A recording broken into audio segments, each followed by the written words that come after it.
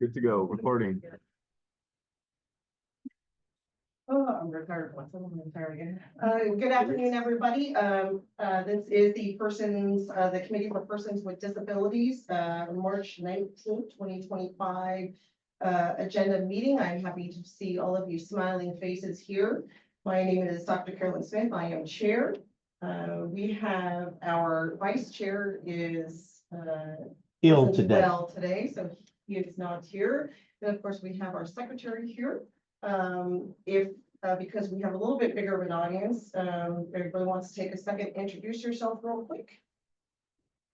Sure. Good afternoon. My name is Laura Hansel, and I'm representing C5 District 3, recently appointed by Chair Tara Lawson.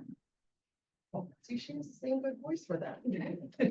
Hi, Susan Madison. I'm with District 3, but I'm a member at large. And I'm Jeanette Shelton. I am also from District 3. My name is Dr. Carolyn Smith. I am an Army veteran, burn pit veteran, PSD, and I see a PSD guy back there. I represent Joel Anderson, and I am happy to be here. And do we have folks online? We have a Phyllis. Oh, Phyllis, let her introduce herself. Hello, I'm Phyllis. I work with Lived Experience Advisors. I was at the meeting last month. I come back this month to check it out some more. I adjusted the volume there.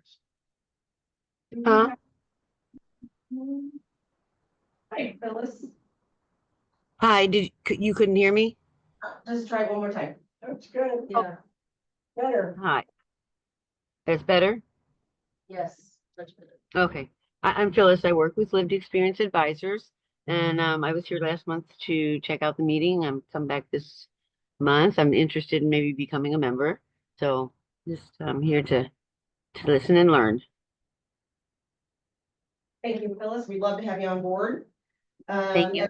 We have our support staff, Mr. Hooter. Yes, Todd Hood, and I am staff liaison. I'm the Chief Privacy Officer and the County ADA Title II Coordinator. Jaime Monreal. I'm a human resources analyst and here to support the committee in an administrative role. Again, thank you everyone for being here. Thank you. I see our DA, our fantastic DA is here, and I also see our fantastic law enforcement and county and district reps here. I appreciate you guys here. We are going to agenda item number 2. This is our statement for just cause and our consideration of a request to participate remotely. Do we have any just cause? Yes. Yes, so we do have Jessica Kramer on. And she is participating teleconference related to an accommodation based on her disability. That has been approved. Thank you very much for that. Agenda item number 3, we're going to vote on February meeting minutes. If you've had an opportunity, do we have any questions, comments, concerns for our meeting minutes? If I can get. She needs to I'll make stay a on. motion to approve the minutes of last month. Second. All those in favor say aye. Aye. All those opposed? Any abstains? I'm sorry, I was chatting with Jaime. Who made the motion? Okay, so we have Laura made the motion, and then second was Jeanette. Thank you. We can get Jessica back on, that would be great. Motion's carried, thank you. This is our non-agenda public comment section where members of the public may address a county issue not elsewhere on this agenda. Each speaker may take up to 2 minutes. Speakers may be limited to less time if several speakers have requested to speak on the same issue. The Committee for Persons with Disabilities is prohibited by the Brown Act from acting on or voting on any issue that is not already on this agenda unless deemed to be urgent. Do we have any non-agenda public comments? Jessica Kramer has her hand up. Hello, I would like to share with you guys a story about a woman that is significantly disabled in various forms of disability, and she is housed by the San Diego County Housing Commission. The county spent an enormous amount of money keeping her in hotels under one of their homeless hotel programs for 2 years at the rate of about $170 a night, including wraparound intensive case management and other county services. And once she was housed, the day she was housed, everything dropped and she was left with no assistance. When her county voucher came up for annual recertification, nobody communicated with her to assist with that. And eventually she reached out for advocacy because she was weeks away from losing her voucher. She did in fact have an ADA reasonable modification on file with the housing authority from the date her voucher was approved, and she did the orientation, but yet nobody reached out to her. When I called the housing commission, the gentleman who answers the phone just does not know what an ADA accommodation is. He doesn't know how to find somebody who can give one, and he's not able to actually connect you with anybody in the housing department. So I ended up making a referral to the Office of Homeless Solutions, where a caseworker was able to keep this woman from losing her housing within weeks of losing her housing. And the distress that it caused to her health and safety in those months was absolutely devastating. So within that process, all of the ADA forms were refilled. I was added both as an emergency contact and as a some kind of representative to make it formal. The ADA requests were reiterated that this woman would need somebody to call and reach out and assist her with her recertification paperwork. And again, they did the same thing to her this year. And I ended up in the same position where I tried to help her. And when I spoke to the gentleman who answers the phone at the Housing Commission, after we debated about him not knowing how to get AD help or get in touch so that she didn't lose her voucher, he actually told me that I should find somebody better to help her than myself. And I then disclosed that I have a brain injury voluntarily to explain why communication might be awkward. And he laughed at me and asked if he could have special privileges because he has a missing appendage. Regardless, I made the referral to the Office of Homeless Solutions, and the woman is probably going to be okay again within weeks of losing her housing. And I just wanted to share that story today. Thank you. Thank you for sharing that. I appreciate it. Anybody else? No? We're going to move on to agenda item number 5. This is a list of invisible disabilities for our fantastic district attorney, Summer Steffen. As you know, the last time you came, myself and Jessica had a conversation in regards to invisible disabilities. I am a combat wounded Army veteran. I was injured in a roadside bombing in Iraq. I have cognitive disabilities, traumatic brain injury, etc.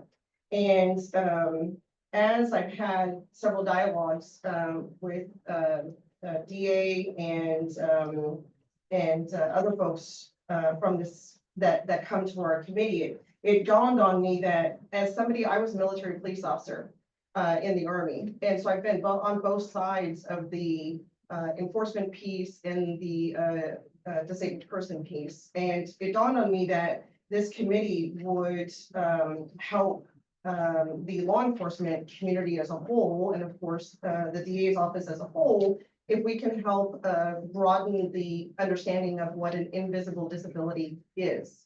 The list that we have provided and are providing to you, it's not exhaustive, and there's a reason for it, right? As a law enforcement officer, they can only carry so much data as they're making an approach and interacting with our citizens. And so at some point, there has to be sort of a stop to the list. But this list, as you know, the Committee for Persons with Disabilities is dedicated to advocating for the rights and needs of persons with disabilities within San Diego County. Our mission includes promoting accessibility, identifying barriers to inclusion, and ensuring equal opportunities for individuals with disabilities. We continue to engage with local government agencies, community organizations, and advocacy groups to address and improve issues affecting this population. We appreciate the support, Ms. Stephens, that you and Marla Kincaid, of course, that you guys have continued to provide to this committee. Our committee is proud to have both of you as partners on ways to enhance de-escalation training and ensuring rights of individuals with disabilities are considered in law enforcement procedures. One key item we have been focusing on is the development of this list, the invisible disabilities list. We believe that by increasing awareness amongst law enforcement officers, this list can serve as a valuable tool to enhance interactions with individuals with disabilities, ultimately leading to a more informed, respectful, and productive encounter. As part of this initiative, we would like to request that this attached list of invisible disabilities be considered as part of the post-certification requirement for law enforcement training. Additionally, we hope that this concise cheat sheet can be provided in each officer's pocket and that it could be a useful resource for the district attorney's office as well. Enclosed with the letter that we're going to provide to you is the compiled list of invisible disabilities that we recommend to be included in training programs. By raising awareness and increasing the knowledge base on these conditions, we believe law enforcement personnel will be better prepared to serve the needs of individuals with disabilities within our community. We look forward continuously to work with both of you and all of you really in the room on this important issue and hope for your continued support in making our community a more inclusive and equitable space for everyone. We're happy that you're here. We're happy to present this document to you. And if you could put the list up, if you have it.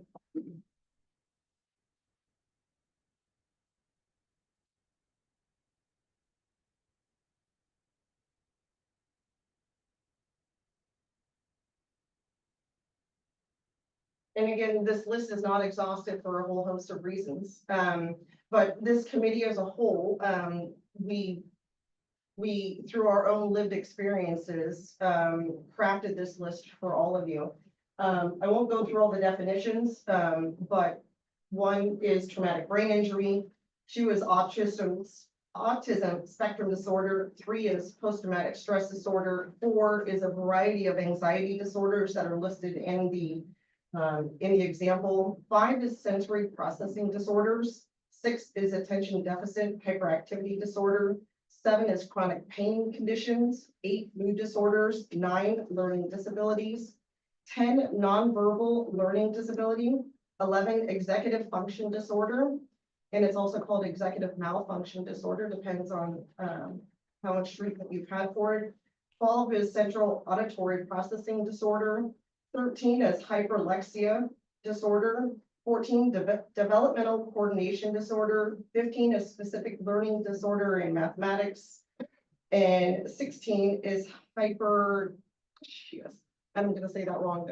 Sorry about that.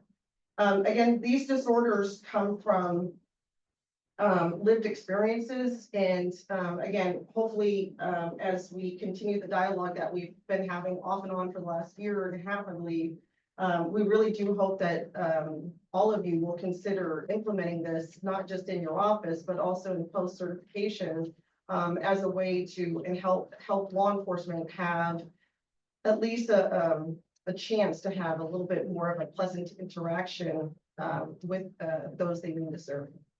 Thank you, Chair. Thank you. So I'd like to make a motion to have this list and this documents approved.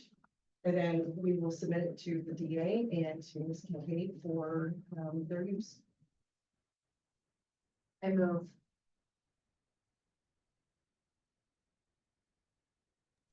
Are we gonna have a discussion? Well, we have a motion currently, and then we're looking for the second. I won't be seconding. All those in favor say aye. Aye. Aye. Other discussion. I thought we did last time, and this is why we rounded it on this. I was not included in any communication this month, and I expressed concerns about this document based on police policy and procedure, which I don't think was considered when this document was drafted. So this document isn't your disability checklist, right? Remember we. I understand what it is. And last month I explained that there are some things in there that are concerning for people's civil rights based on my knowledge of specific police policy and procedure. And when there was a discussion about a subcommittee to work on it over the month, I expressed my desire to be involved, but I was not included. And so I'm not sure if any changes have been made to this document, but it seems like you're wanting to move something forward that I'm very concerned about. And I hear you and I appreciate that. I don't have a listing of any comment of a subcommittee, and that's okay. I can look into it. If we need to table this, that's, we could do that as well. This document, this is the 7th month. This document has gone through our agenda. And so each month, this document has been, last month, we actually separated it from your document for your request, your disability checklist. So we separated that to this. And then we asked in the last meeting for any input, and no input was received. And so we moved forward, and here we are. So Okay. I'm not sure what you mean by asking for input, but you said you asked if anybody wanted to be involved in working on the document last meeting. I said several times I wanted to be involved. And I'm not sure if you did work with anybody in the last month, but there was no communication with me. So I have some concerns based on policy and procedure.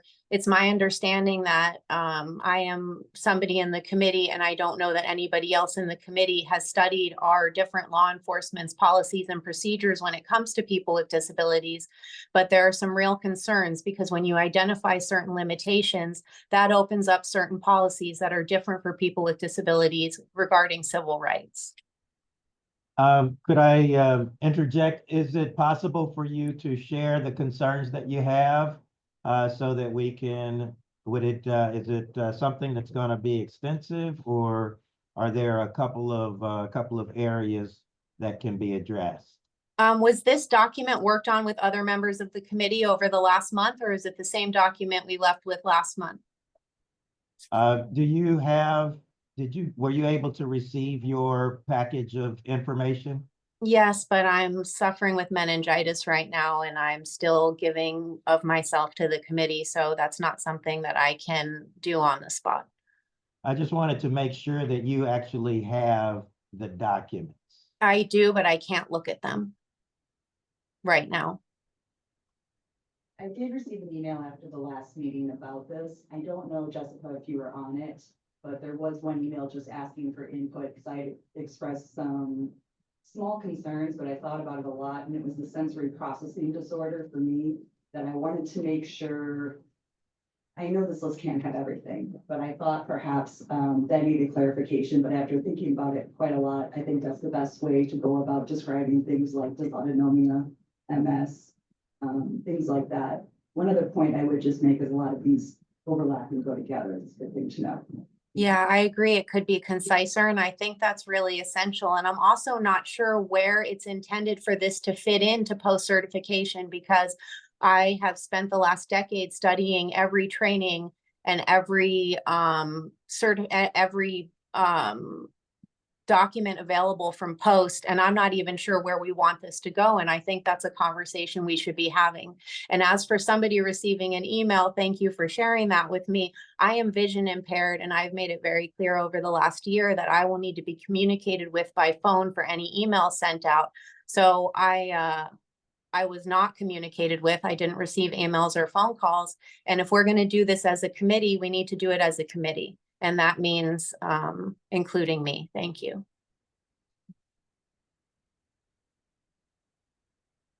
Hi, Jessica, this is Susan.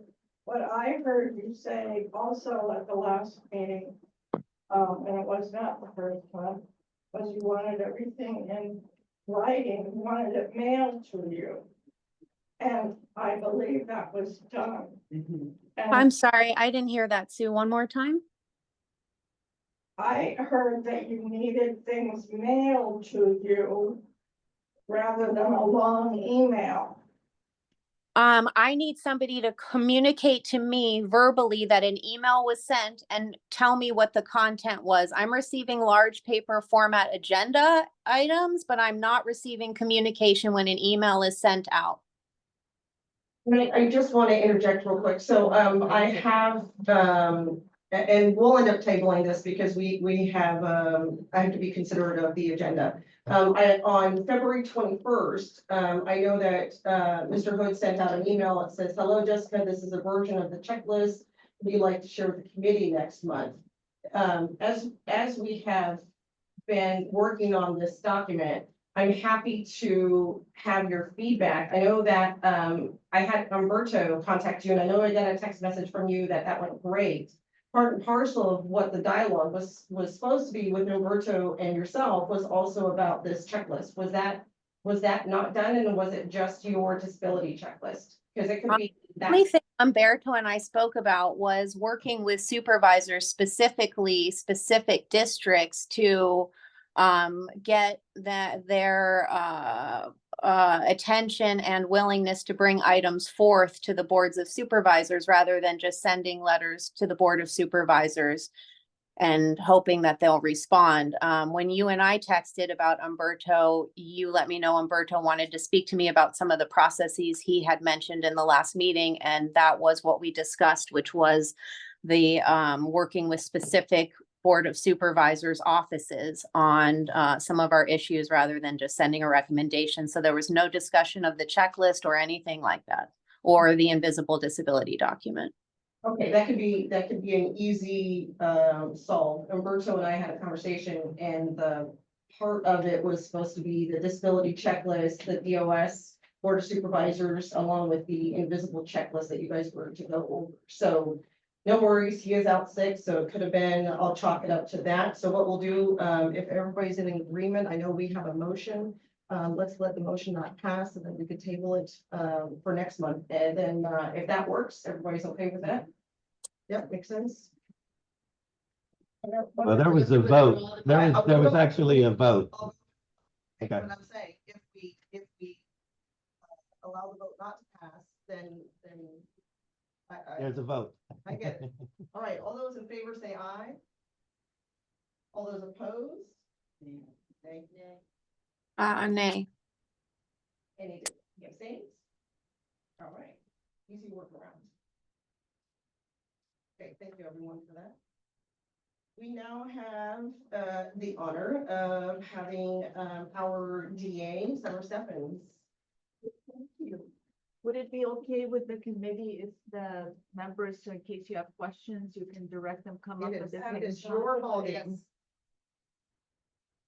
Come on down. I had that Bob Barker thought in my head. I was like, don't say it.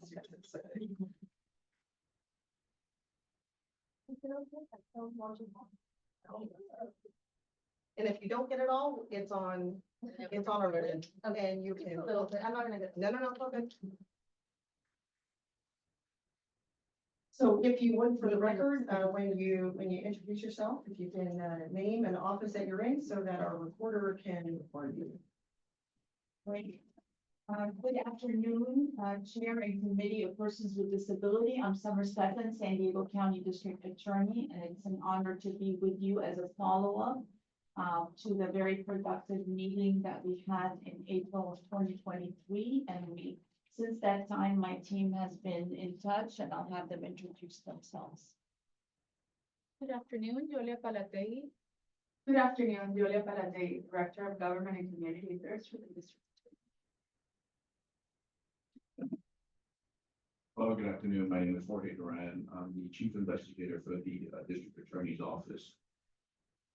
Good afternoon, Marla Kincaid, and I facilitate our de-escalation training for our San Diego County law enforcement. And with us also is Barbara Medina, who is our communication specialist and multilingual communication specialist. So I'm very excited to be here today as a follow-up to the fairly well thought out checklist of things that we can do to advance, I'll put it under the umbrella of access to justice for persons with disabilities, and that then would include enhancing communication, training, and understanding for law enforcement and prosecutors and community at large. So that was the goals that were set out with a lot of feedback, including from our members online. So one of the easy asks was that we had an elder and disabilities manual, and the cover page essentially only portrayed very visible disabilities and did not portray anything that could indicate an invisible disability. So working with your committee and having Yoli come back to you a few times to check. The cover page has been changed, and I think you all have it, but if you don't have it, we can put it up on the screen. Yeah. So you could see, and it goes up more, but you start to see that it has a more inclusive feel for elderly and disability. So you could see a little bit more kind of following your suggestions. So I hope that this met with your recommendation analysis.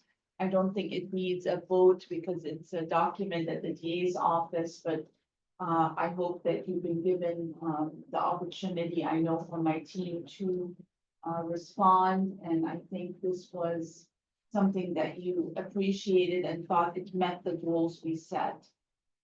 And then we really spent a lot of time thinking about how do we expand training, how do we expand understanding for law enforcement coming in contact with persons with disabilities, visible or invisible. And, you know, this is the short video age, you know, so people know that especially our officers coming out of the police academy, they really like, that's what they're used to, you know, in school, they're seeing a short video, and it's not going to be the end of the journey in terms of their training. There's going to be a lot more hopefully to come, but giving them an introduction so it's in their mind that there could be individuals, persons they're interacting with that have disabilities that they're not seeing, and being compassionate and being able to respond with dignity and compassion appropriately was the goal of developing this video. And as you know, on multiple occasions, Yoli Abelategi, our director, and Marla met with the committee on feedback regarding the training in April and May of 2024. And then in October of 2024, Yoli and Marla went back to the committee to talk about the video project. So you were all partners in this. This is your video. And then in November of 2024, Yoli, Marla, and Barbara Medina from our office were able to film a few members of the committee. We felt you were the experts, so why go outside and try to figure it out? As the leaders in this committee, it made sense. Again, we could have had a very long video, but this is not, Marla tells us, Chief Duran, this is not how effective trainings happen these days. And because of the way the post credits are and everything, the video was made to be about 13 minutes. Is that right, Marla? If you approve of this video, and this may be because I don't want to put it out unless the committee approves of it. I think it's exactly what you wanted. I personally thought it was, you know, really something we've never had before in this county. And I see it being copied across the state. Because I'm definitely going to bring it to the California District Attorneys Association once approved, to recommend this for all areas of our state and possibly even nationally in my role as president of the National DA's Association, because I am so proud of it. It would become then a video that is played at the police academies going on. We do believe that we have chief agreement on that.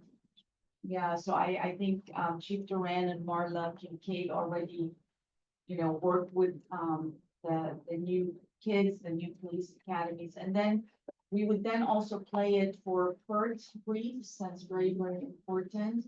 And for police lineups, as our prosecutors are out doing and investigators a variety of training.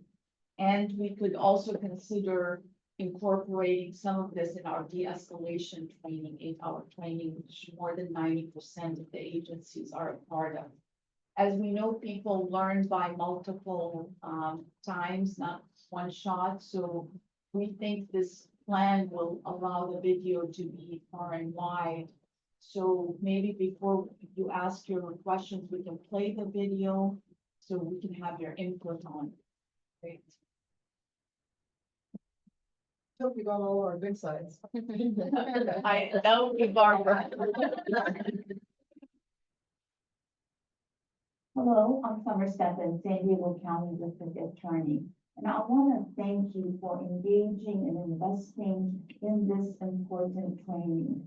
We know that you have a lot on your plate, but to take the time for you to learn more from the very voices that are affected and impacted in our community about persons with disabilities and their stories and their lived experience is really admirable. And it will just help us all do better and make sure that we are serving the community with the best, most updated information there is. As you know, sometimes persons with disabilities their disabilities are hidden, they're invisible. Sometimes you're able to detect it and you're able to act accordingly and provide the service based on what you are seeing. But sometimes persons with disabilities, their disabilities are invisible. And it requires more patience and more training for us to be able to serve them in the very best level we can. As law enforcement and first responders, you are the heartbeat of the community. The community counts on you for so many things, for safety, for compassion, for justice, and you continue to deliver. That's why this county is the best that it can be in the level of service. And this training is just one more step in the right direction of improving our services so that they really are there for everyone and there's an access to justice and to our system for everyone. I can see this is two, are you Ms. Jeffries, right?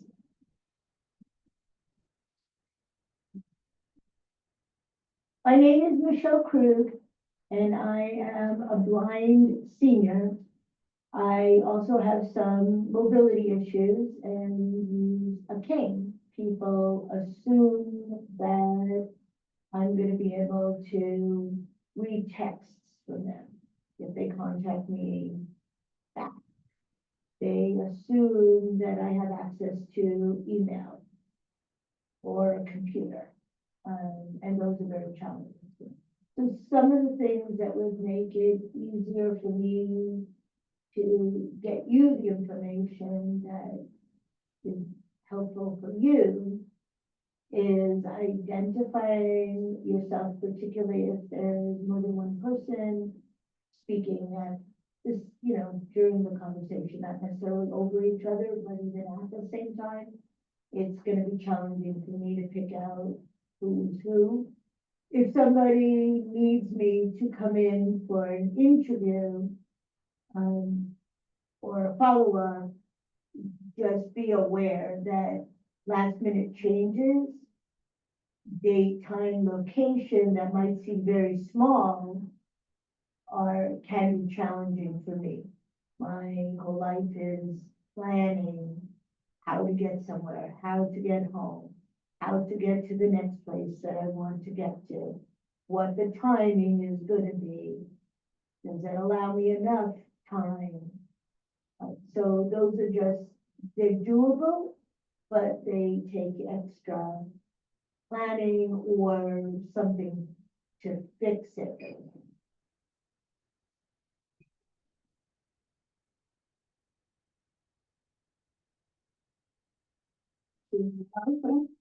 I have rheumatoid arthritis since I was 6 years old. So I grew up with a disability. And in my later years now, I am using a wheelchair, power wheelchair. As you can see, that is big and heavy. Well, it's a very challenging thing because it impacts all of my joints. So my hands, I can write and type and do things like that, but certainly limitations, and I'm slow. I'm slow to get dressed, slow to eat, slow just to do things in an unusual way, which sometimes drives people crazy. So one of the horrible things, and it happens all the time, is people stand when they want to talk to me for a period of time. Short conversation is not a problem. But, you know, I have to look up and crane my neck or strain like this, and it's really hard. So for all people using wheelchairs, please sit at their level, make eye contact, and don't pretend you understand when you don't. Don't separate me from my equipment, because that's how I'm gonna be able to get out, get in a, maybe back in the wheelchair if I'm out of it for whatever reason. And I need it at the other end. I need it if I'm going somewhere, first responders or law enforcement, if there's an emergency, for instance, I'm gonna need this wheelchair at the shelter or at your office or wherever. And that, of course, you need a paratransit, a lift-equipped vehicle. They're out there. They're not always available. If you don't know how to treat me or handle something in case I need like assistance, ask them. And I'm gonna know best how every individual will know best how they need to be assisted. And it's different for everybody. And then after you ask me, please listen. This is Lucius. He is my service dog now for not just the seizures that I had in the past, but he's like my pre-alarm before I even recognize that there's something that could cause me to have a potential medical emergency. My name is Jessica Kramer, and 20 years ago, I became stricken with a brain and spinal cord swelling condition, and that has affected me in many different ways. Because it's neurological, a lot of the symptoms can come on unexpectedly, especially if I feel stressed or confronted. And those symptoms can be anything from losing my ability to see clearly with blurry vision, partial paralysis, one of my legs will just go out, and I also have had seizures. The struggle of having an invisible disability is that a lot of times from the outside, I look perfectly normal, but there's some level of distress that I'm showing and asking for help or special circumstances. And it's easy for somebody to look at me and think I'm a faker, but as human beings, we just tend to observe what we see and make split-second decisions, especially in law enforcement interactions. And so it's just really important to reinforce and self-reinforce the idea that you can't see many types of disabilities, and if somebody is pleading for help or asking for an alternative or an accommodation, rather than trying to prove the ways that they might not be telling the truth, just offer to help and see if that creates a safer and better outcome. I'm part of the Sheriff's Take Me Home program, which is a special needs registry, and it asks if there are ways that the officer or deputy can approach me to help make a positive interaction. And just reassuring me that they're there to help is something that automatically calms me and allows me to put my trust into the office. And for me, where it's been extremely valuable is that it does state that I am a medically required service animal that I'm not to be separated from. And so I'm able to get faster, more appropriate medical care. Every driver needs to get the code pilot. Can you perfectly keep it on the bench? All of you. My name is Dr. Carolyn Smith. I am a 100% total and permanent combat wounded Army veteran, born and raised here in Santee. And I served in the Army as a military police officer, deployed to Iraq. And I'm a little bit unique because I was the machine gunner on top of the Humvee. I was injured in a roadside bombing.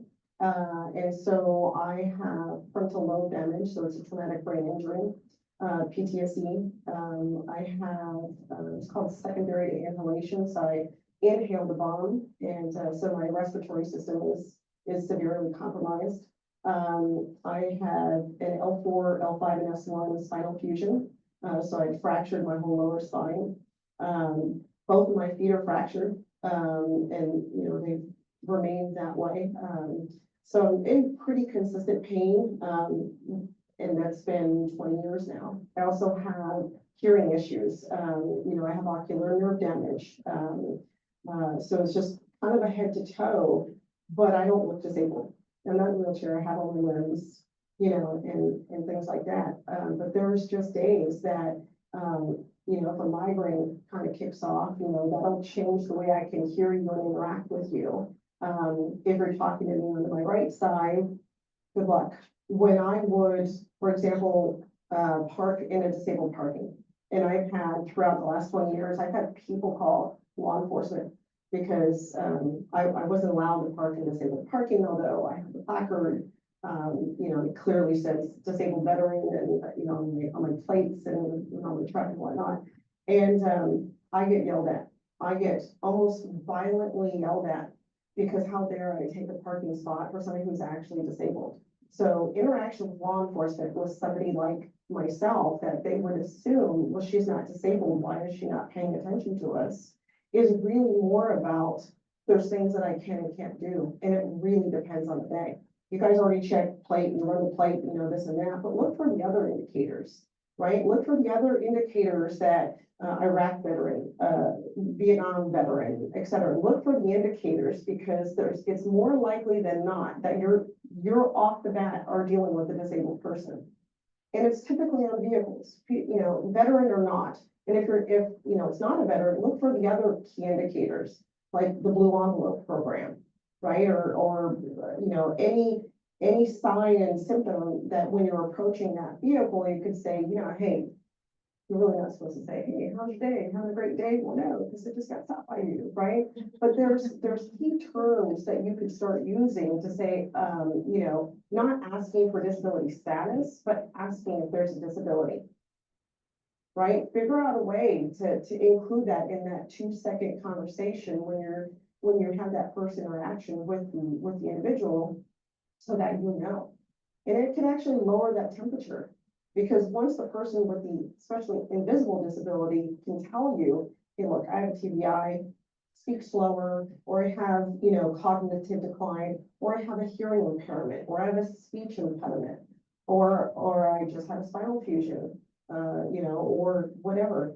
That one conversation, that one thing of asking about a disability is going to be changing the way that law enforcement interacts with the community around us. Thank you for taking the time to listen and to absorb this training and for giving your precious time to those with lived experience, those who are persons with disabilities, whether visible or invisible. I know that you found this valuable and that you're able to apply it in your daily work in order to improve your service level. That's our goal, is to continue to serve with excellence and to serve with excellence towards every person in our community.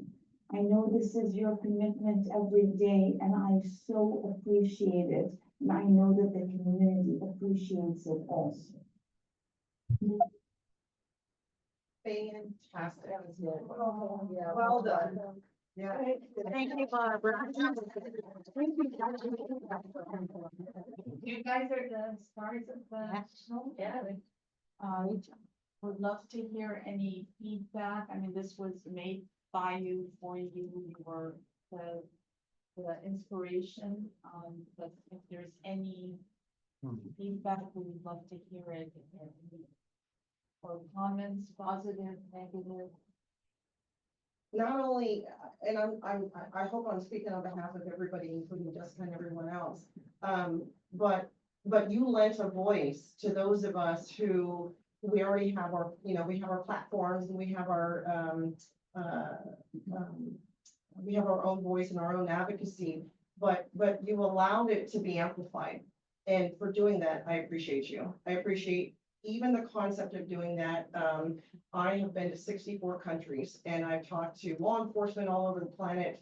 And this is the first time somebody has actually listened to what invisible disabilities are, may not be, and how to cool the temperature down in such in such a way that is kind and compassionate and a voice from everyone on this community. So thank you for doing that. I applaud too. It was a great honor and I felt respected throughout the process. Sometimes other experiences are not exactly like that. I'm sure you understand. And it's critical that we all get along as best we can. I appreciate all your time, a great deal of time and care. These did my view, and that meant a great deal. It wasn't a rushed process. It was respectful throughout. And thank you for all that you do. Thank you so much for that comment, that the process that was also applied, the lessons that you're hoping to impart. And especially for Miss Kincaid, I know that I had a scheduling conflict and middle of the day, nobody was in the station, and it was just her and I and this lovely woman, and I blame it on my TBI. I've already got your name, but that's okay. You're fantastic. Spent as much time as she needed, and I was trying to be cognizant of her time, and she was just like, oh, I've got all day. So it's not just you, but it's the people that you surround yourself with, the team that you develop around yourself, that just continues to highlight how good you are for this community. Thank you so much. I am very proud of you too. Thank you. But I think you really, I mean, you taught me some of the tips about just every one of you had a nugget that can be used. We wanted this to be organic and real. So when police officers listen to it, they understand this is not scripted, not very organic and real. Yeah. Laura here. I just want to give kudos to those of you that were interviewed, Jessica, Chair, Michelle, not here, and Susan. Those were fabulous interviews. So obviously the interviewing was done well, but it was really impressive, the advice you gave. And I definitely learned a thing or two myself.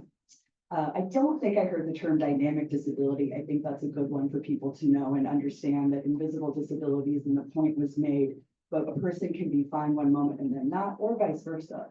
They can be very ill and suddenly okay. That's probably more confusing sometimes, actually. So yeah, it's really great to see this happening and the training happening and the evolution of this. Thank you all. And it's probably not appropriate for me to speak, but I am staff liaison, and when you all brought this idea and this offer to the committee, I knew that it was going to be well received. But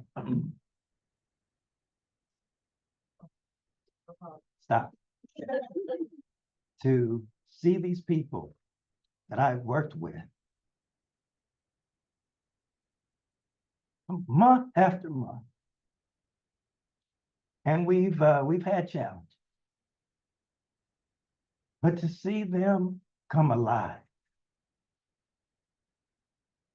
Every time I watch, I snuck a sneak preview before this meeting, and I thought I was okay. The second time, I still teared up, but it's just amazing to see the videography and the work that you all did. And I have to admit, you all did it before one of our meetings. And I was like, we need to start our meeting and we need to get this going. But it was just it's an amazing piece of work. And I'm so proud to know these people. And I'm so proud of what you all have done and are doing.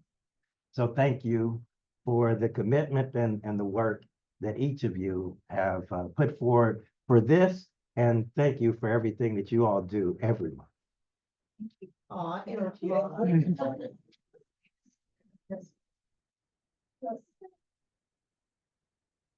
Jessica, you're on mute. Thank you. I was so embarrassed to come today and show up as sick as I am and to be in my sweatsuit with my hair a mess, but you guys have brought so much dignity to this conversation in a way that I really dreamed of, but didn't really believe would be possible for me. And I'm so glad that I did show up my sick self today, because it's important to be able to show up when you're okay and when you're not. And so this is a beautiful day for me. I'm so impressed with our committee members, and I'm so impressed with what you guys have done to uplift this conversation and this work. Thank you so much.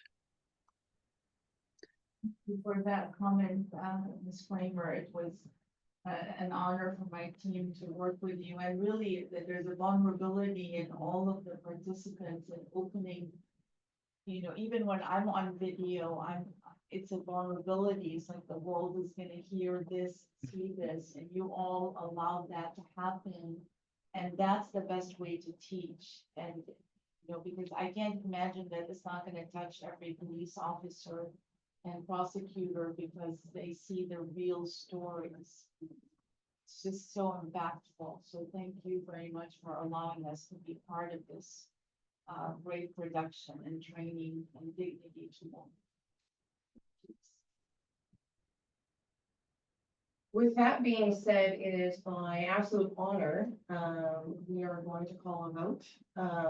If nobody has any ads, it's now the time. Let's start discussion first before we do this backwards. My bad. By the way, Jessica, you had gorgeous hair in the video, so don't worry about your hair today. So do we have any discussion on the video? If I hear nothing, I'm going to ask for a motion. I move to approve the video. Very beautiful. Amen. I second. Right. All those in favor, say aye. Aye. Aye. All those opposed? Any abstains? Honored to have this motion carried, and thank you for uplifting our.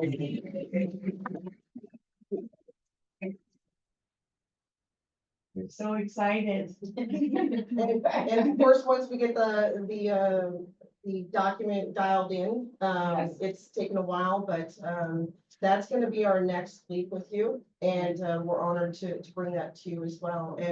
And on behalf of the entire committee, having this partnership with you and your team is invaluable. It allows us to grow our own, legacy, our own voices, and our mission for this entire committee.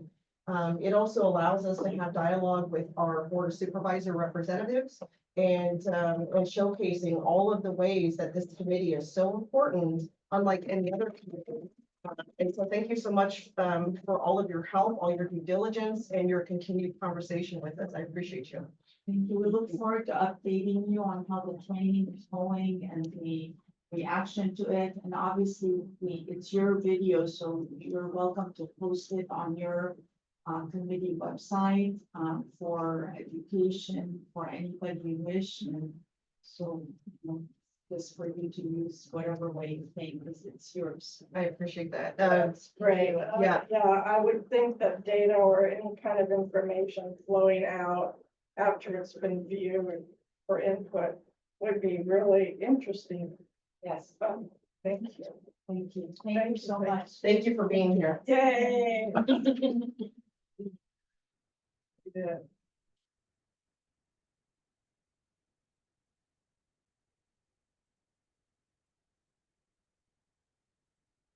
So as we move forward from this awesome event, we are going to agenda item number 7, which is our Office of Emergency Services, with, I believe, the director. Yep, Tony, yes. Yes. Podium or? Well, you do the podium because I've got you set up there. Good afternoon, Chair and members. Thank you so much for having me. That was a really tough act to follow. That was a fantastic video, so thank you for that. That's awesome, and I'd like to post it on our website, frankly. I think that's fantastic. But for the record, my name's Jeff Tony. I'm the county's Director of the Office of Emergency Services. But pleasure to be here, and thanks, Todd, for getting me on the agenda today. So I'm here today. I've got a few slides to go over. Don't want to overwhelm everybody with too much information, but wanted to take this opportunity. Disasters are top of mind right now. January 2024, we were dealing with catastrophic flooding. This January 2025, we had 3 weeks of Santa Ana wind events. We had several fires break out throughout the county. Fortunately, it could have been a lot worse. But our neighbors to the north in Los Angeles, it was extremely catastrophic with over 15,000 structures destroyed. So they're going to have a multi-year recovery effort going on. So learning from previous disasters, from last year's flooding, from the fires that we've had in other jurisdictions, I think we've got a lot more work to do ourselves. We want to be a very strong, prepared and resilient San Diego. And I think there's some initiatives that we're working on that I'd like you all to be involved with if you can, or some of the colleagues that you know. So I think it's easy for people to understand what law enforcement does, what fire agencies do day to day, but emergency management is a little harder to articulate. So I'm going to do my best to provide a little bit of context around the history of disaster management, some of our initiatives going forward. Let's see if that works here. It worked before. It worked before. All right. Not working now. Try pointing it. No, let's see. It won't point to the screen.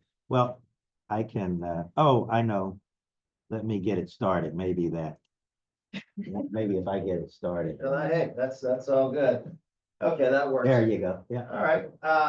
Well, this is no surprise to anybody, but basically, if you're dealing with the emergency management responsibilities of the county, you got to get your bearings. We are a very, very large county, as you all know, 3.3 million population, very diverse, 4,500 square miles. The general public thinks all we have is beaches. We have 70 miles of beautiful coastline, but we've got deserts, mountains, valleys, very, very extensive. We are a border county. That's a big part of our work, as it has been the past probably 3 to 4 years. Tourism is our lifeblood. A lot of people don't know this. We have more small farms than any county in the nation, and that definition is farms under 10 acres. So that's a little tidbit there. Now, this is a biggie. I talk about it all the time. Congratulations to us. FEMA did a national risk assessment of every county in the nation. And for high risk, we rank number 11 out of 3,142 counties in the country. So congratulations to us. That's a lot to think about. 18 incorporated cities. We also have 18 tribes within our county lines. So that's big too. And military town, 16 military installations throughout the county. These are, I would categorize as our top threats. Wildfires all the time, hundreds and hundreds every year. Earthquakes, where we sit right now, you go a quarter mile east, that's the Rose Canyon Fault. And that's could produce, studies say, 6.9 earthquake, and that would be a very, very bad day for us here in the county. So just be aware of that. Extreme heat, we deal with this. It seems to be more frequently these days. Flooding, you all saw what happened with, 1 day of flooding, January 22nd last year.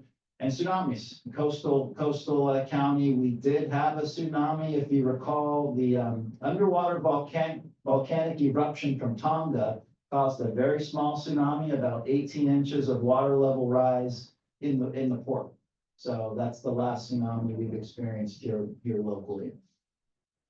Quick history, we were the Office of Civil Defense in World War I to prepare residents for incoming warfare.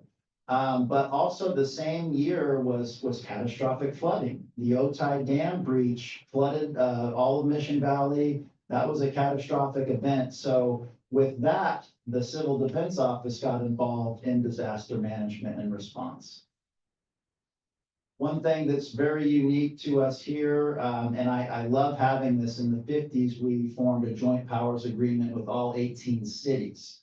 OES, Office of Emergency Services, we are staff to the Unified Disaster Council.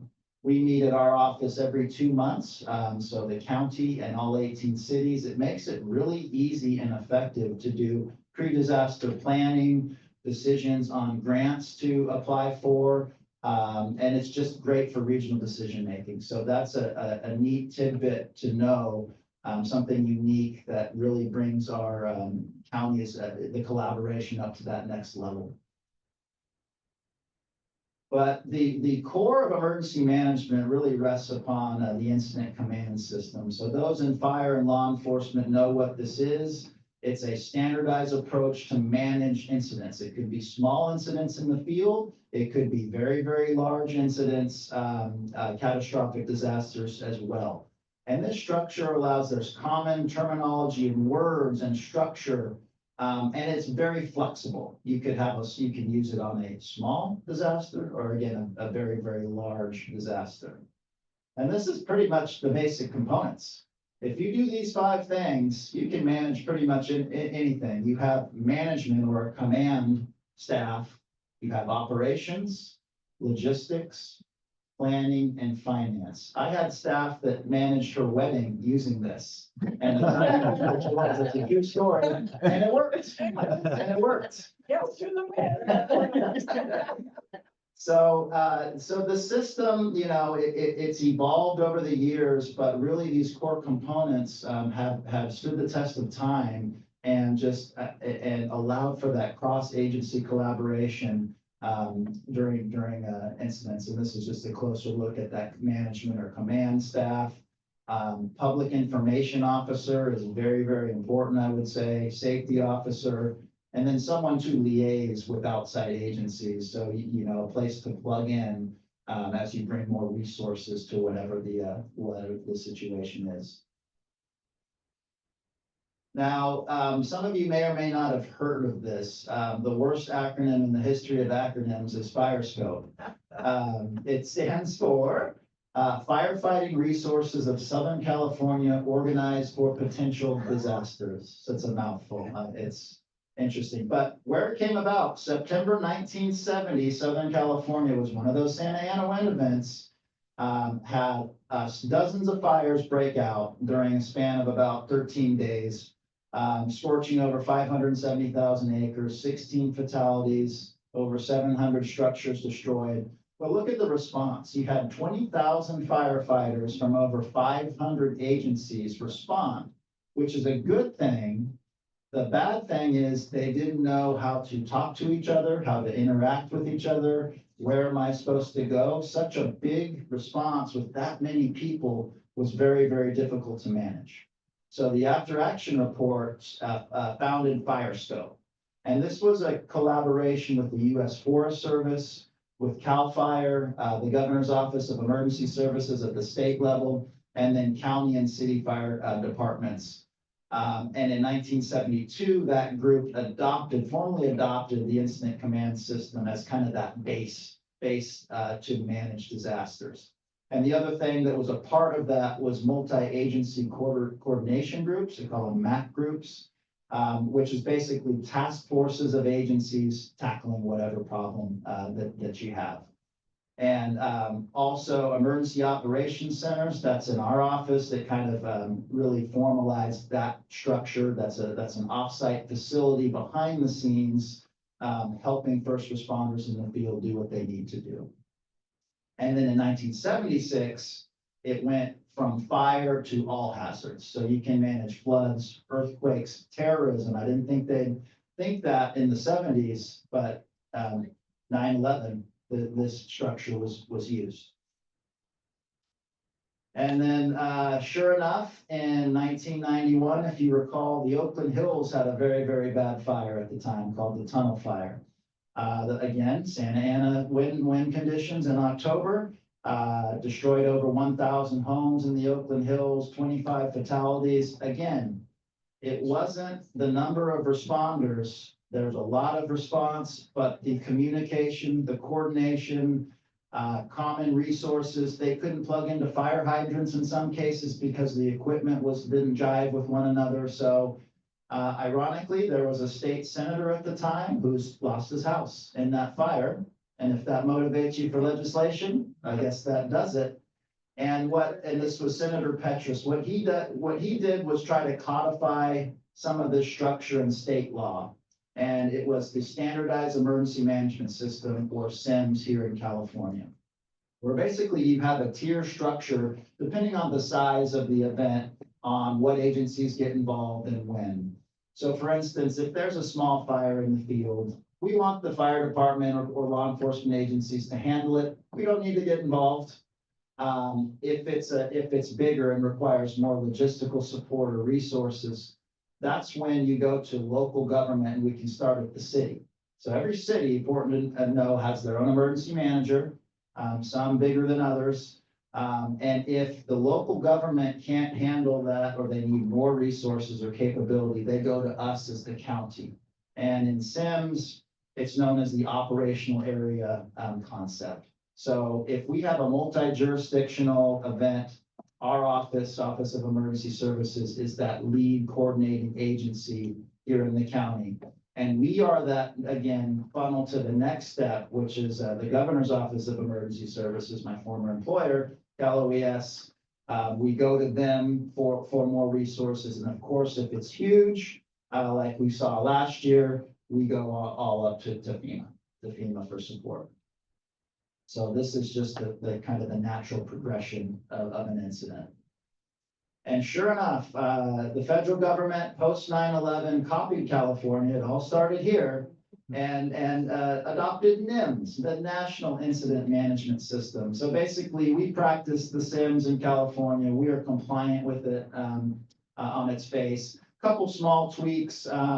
There's something that they implemented called a Joint Information System. That's a system of basically public information officers, a group coordinating unified messaging. That's kind of one of the big changes, but really they like the SIMS construct in California and adopted at the federal level. And you must comply with NIMS to receive federal funding. That's something to note.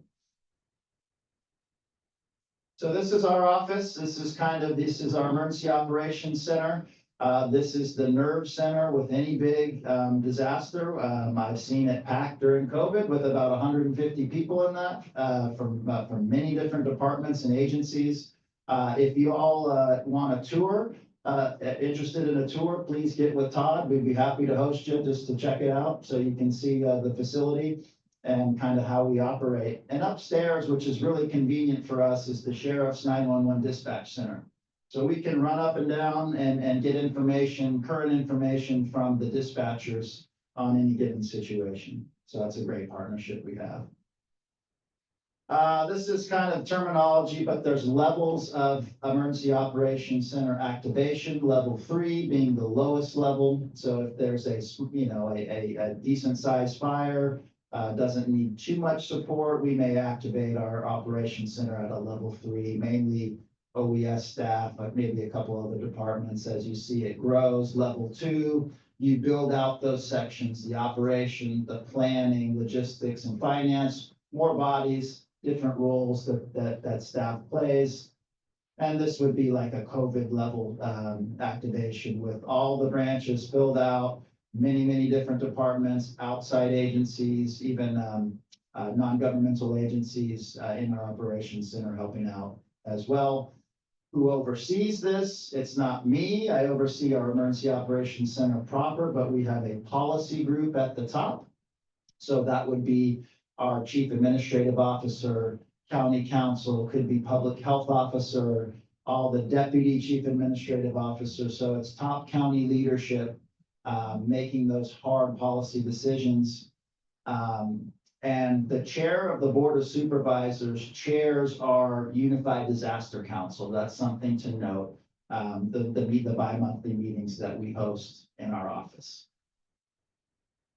Some of the more notable, bigger activations in recent history, the wildfires are too many to mention. We've activated, we activate all the time for those. Probably the last biggest one was the Valley Fire in 2020. We had about 30 homes destroyed, another 30 damaged. We did get a federal declaration out of that because we were linked with other fires throughout the state. Usually on a fire of that size, we would not get the FEMA support, but the state did a nice job linking those fires together, and we did. Of course, COVID-19 was a very, very long activation. We had the oil spill, if you recall, in 2021 up in Orange County. Well, that oil floated down here, so we had a big activation for that. Mentioned the Tongan volcanic eruption with the tsunami in 2022. We had a very rare tropical cyclone Hillary in 2023 that was exciting. We enjoyed the rainfall and got through that, but different, but very different. And then, of course, last year was the 2024 January storm. Again, about just some basics about our office. We do have our duty officer program. So we have 2 staff on call for a week at a time, basically serving as the county's watch office. So they hold phones. They're the ones that extensive training to be qualified to do this. But they're the ones receiving those 2 in the morning phone calls. They'll call me. I'll call other people in the county if we need to activate and address an emerging incident. The duty officers will be that first phone call. Alert and warning is huge.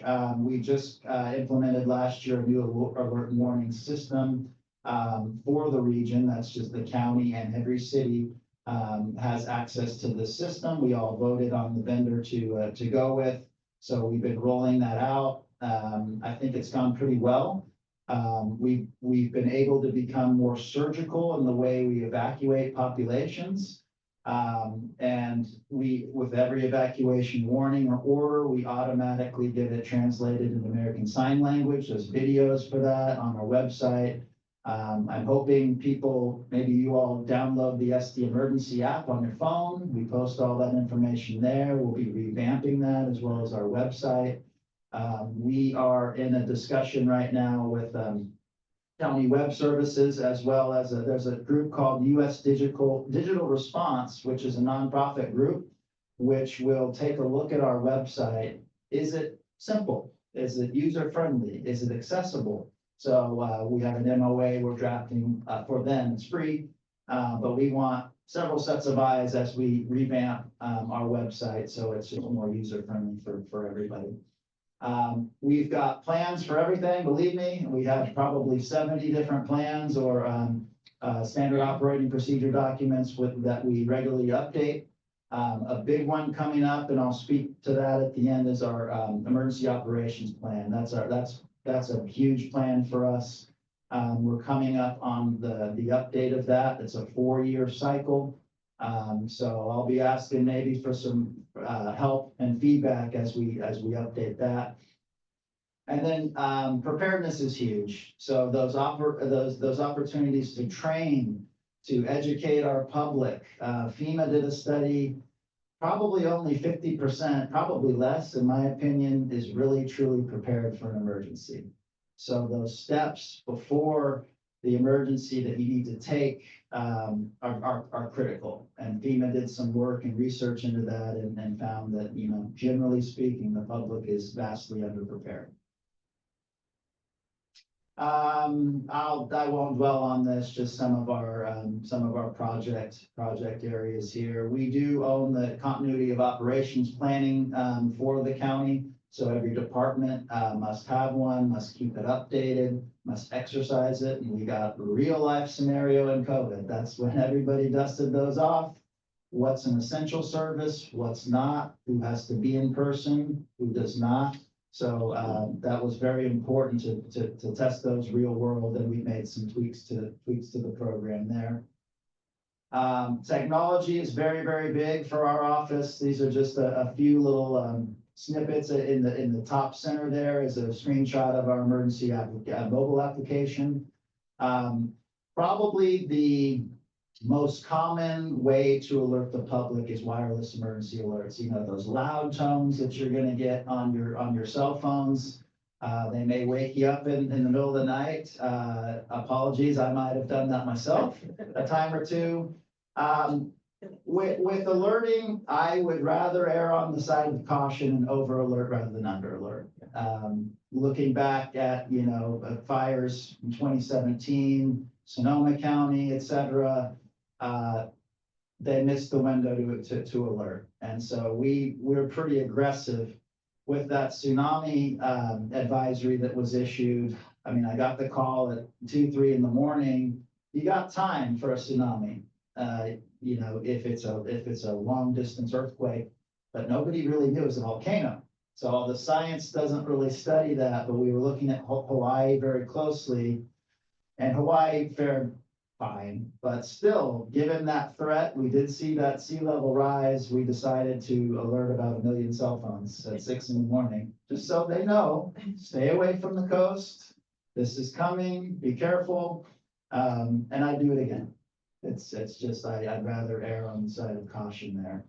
Really neat technology. It's embedded in our application, but now it's become more mainstream as Shake Alert technology, which is earthquake early warning. And I was a beta user of this and it was fantastic to see.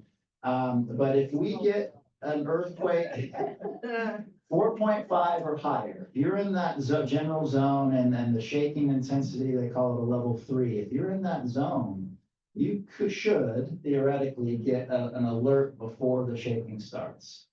And again, the larger the earthquake and the more far away from you are the epicenter, you may have 20, 30 seconds to drop, cover, and hold on if you can get stable. This has been adopted by Google and Android phones. Apple just did it too. So newer phones should have this technology rolling out.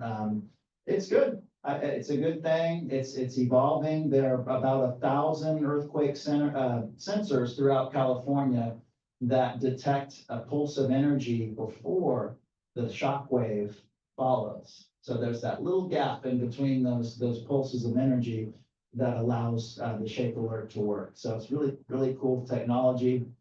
The bottom middle, some firefighting applications can do predictive modeling. They will model, they'll fly a plane, they will map. If we didn't touch this fire, where would it be in 4 hours? Where would it be in 10 hours? So firefighters have that capability to predict where do we need to put the resources. So all this is evolving very fast and it's very exciting. We can track all the helicopters and planes as they do their drops on the fire. So you know, if you come to the operations center, we can show you some of this technology. It's fascinating, big believer in it, and it continues to improve. So big initiatives for us here. This, I'm glad we did it. This was last year's flooding. This was, I'm a big believer in geographic information systems or GIS. Maps are everything now. We used to do damage assessment with paper. But before the floods happened, we adopted a program called Crisis Track, where the public could fill out their own damage assessments, which was extremely valuable. So every red dot you see was a self-reported damage, and then you can heat map it with the image to the right. So you can very clearly see where that line of thunderstorms just sat. Coronado, whoop, straight to the northeast. And so that allowed us greater efficiencies when FEMA came to town and Cal OES to do, because we really were trying for that federal declaration where we get FEMA financial support. This expedited that, and we did in fact get that federal declaration with individual assistance for flood survivors. So that was a really cool real world test of this technology. And, you know, honestly, it's not just government. Government can't handle disasters alone. We firmly believe in the whole community approach. All levels of government, can't forget about the private industry and what they can bring to bear. Local business, NGOs, community-based organizations did a lot of support. Feeding operations in the flood. They were in our local assistance center. We had volunteers helping to clean up homes. So it's really this whole community approach that's key. We have community emergency response teams, if you've heard of them, or CERT teams. The county unincorporated has a very active CERT team that we do use, volunteer, but they have about 100 members that we can deploy through the county fire chief to help us out during emergencies. Mentioned some of these before, but Alert San Diego is an opt-in system, so you have to take an action to put your cell phone number in there and email. You can get emails, texts, phone calls from that. I mentioned the SD Emergency Mobile Application. In front of you, you have the Personal Disaster Plan. I love these plans. It's a well-done document. It made me think about my own situation at home and what I'm missing myself. And I encourage everybody to thumb through that, write some things down. It really makes you think and be proactive before that disaster strikes. And we do have an agreement with 211 San Diego. During a big event, they come to our operations center and we funnel them information so their call takers can answer questions from the public on what's going on. This is huge. Have a go bag, have something at home if you have to shelter in place. We've got this on our website, but just the basics. People ask me all the time if there's one thing that you need, just one, water. So, and I tell people, you don't need to be preppers. You don't need to have everything. Have the basics. The rule of thumb is 72 hours. I'd go a week. Just to be safe. And think about radio is key. You know, radio, that people think that's outdated. No, it's not. People have told me the only thing I had, cell phone towers can get burnt over, not work, not function, run out of fuel. They said the only thing I could depend on was AM radio. We partner with Kogo 600 and they'll sit in their cars getting information on what's going on. Flashlights, first aid kit, basics. Don't forget about pets. 70 to 80% of the population has a pet. I've seen llamas before, lizards, you name it. My tortoise. Exactly. I mean, so think about pets because pets can become a big problem at shelters, etc. So plan for that. Medications. Right. Yeah, seen it. So I just always like this. Think about what you have at home, and if you have to go and evacuate, definitely go. This is just, I don't think this is a surprise. I recently pulled this graph, but it seems disasters are coming fast and furious. You can see the pink shade gives you the number of, this is nationwide, billion-dollar disasters from 1983 to 2002 was 96.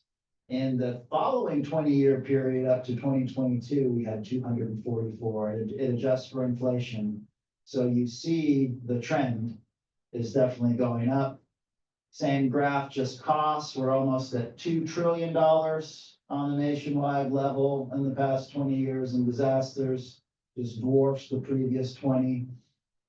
Our partners at CAL FIRE look at these trends of incidents that they respond to, you know, in 300,000 to now I can't read it from here, my apologies, but up to 700, something like that. So doesn't matter really what you think of climate change or not. It just the trends are clear and we have to respond, mitigate and recover. This, well, I will read this, and I know it's small, but it's interesting to note that our Cedar fire in 2003 held the record as the biggest fire in California for like 20 years. Not quite 20 years, 15. But since 2000, now we're 10th. Since 2017, 9 out of the top 10 since 2017.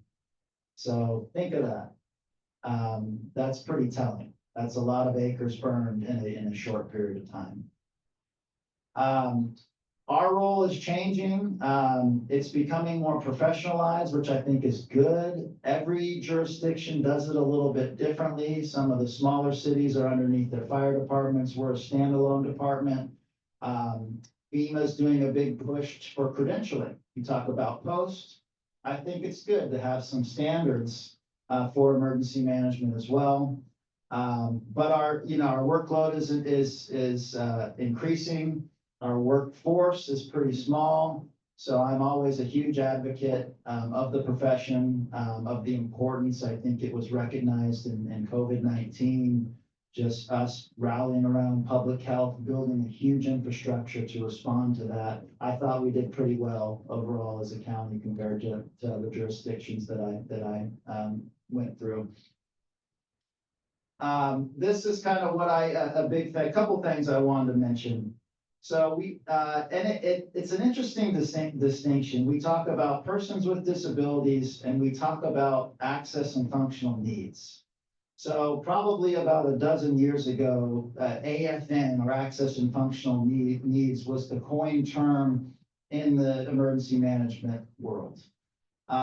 It's much more broad, I would say. I would say there's a stat, 70+% of our population has an access and quote unquote access and functional need. They would consider me, I wear contacts and glasses, very strong. They would consider me as having an access and functional needs. If I evacuated my home without my glasses or contacts, I couldn't see. I mean, I just couldn't see. So that's how they kind of view that. And they also view it as older adults and I'm trying to think. Children, if you're pregnant, or even if you're non-English speaker, so it's very much more broad, I would say. But we had an access and functional need working group. It kind of went on a pause during COVID. We used to be much more active. We're relaunching it, we're renaming it as an advisory committee. But we want to grow it. We're doing meetings now bi-monthly. They can be virtual or in person. And we want input. We want input on plans. There's always something we're missing, always. And there will continue to be. And just as District Attorney Stefan mentioned, the nuggets that she gleaned, the nuggets are what we need to incorporate into our plans. What are we missing? And I always say, I went to Paradise, California. I've been to disasters all over. I think 100% of the fatalities were older adults and persons with disabilities. And that says a lot. So I don't want that to happen. So I just call upon you and your colleagues, anybody you think could contribute to this effort. We're talking about evacuation planning. We're talking about shelters. We've got a big push to update that emergency operations plan, and then having honest feedback incorporated is huge for us. So you can get with Todd. I'll give you all more information on next meetings, and we don't want this to be a crazy commitment by any means, but you can. But sure, yes. Is it cross? Do you have community agencies? Do you have different individuals from different agencies, or is it all volunteers from the community? No, we have agencies. Yeah, it's probably mainly agencies. So we're looking to do more just community members. Yeah. Right. Okay. Because a long time ago, there was one established, 211 sat at the table. I was working for the city as the ADA point person. I sat on it. Aging and Independent Services sat on it. And it really was, I thought it was pretty effective. And people came. And I think people felt equally able to contribute. And the partnerships across was more critical sometimes than the information. I concur with that. They say the most valuable part about a plan is process and the relationships as you go. I will add one thing. My PhD is actually in Homeland Security Emergency Management. Yes. My entire 3 decades is everything about your wheelhouse. So if you'd like some help on your advisory committee, I would love to do it. But if you have a second, I'm just not sure how far you're into it. I want to ask just a couple of things. When Tropical Storm Hillary came, I lost my house. So if you actually Google, say, but there's a whole entire story about me, and I'm in East County, and the whole interior of my house was completely flooded. Part and parcel of saying that, because we didn't get a declaration, there are a lot of folks in East County who, for speaking for myself, my insurance got maxed, and a whole host of issues. And my house is nowhere close to be fixed, and you know how long that was. So part of the things that I hope we get to talk about is how to remedy and mitigate some of the disasters that still have affected rural East County. Because when you don't get that federal declaration, you understand, I called all the people I know to call, and everybody said, nope, sorry, no federal, right? And that didn't work out. I know the Board of Supervisors was actually presenting or about to present a concept of helping the January floods, but it still does not include Hillary. So I'm just gonna put that little bee in your ear. The other question I had is, considering the exclusion of some rural East County areas from certain county programs, what strategies will your office look into to help us to ensure that the rural East County areas, we get things like the disaster preparedness, the solar, the SDG&E has a program for generators, but we're all excluded based on the climate equity index map. And it's unfortunate that my vice chair wasn't here because he's actually on your EOC group, right? So he was there in your EOC when we had the last fires. So we'd like to have a great partnership with you.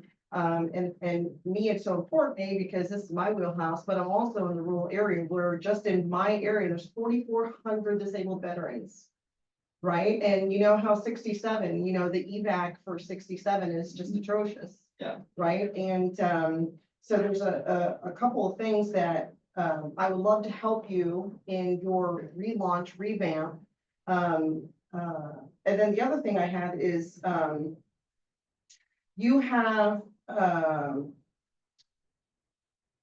I would encourage you to consider doing a video very similar to what the DA did when you're looking for persons with disabilities and how to get the community to maybe be more prepared if you're having lived experiences through a video like that. It doesn't have to be this committee, of course, but it makes sense to me that the more lived experiences, the more somebody watching that commercial is like, oh, you know what, my mom, she probably doesn't have that. Oh, my dad, I didn't even think about that. I'm looking after them right now. So the one thing that you guys don't have is you don't have those lived experiences.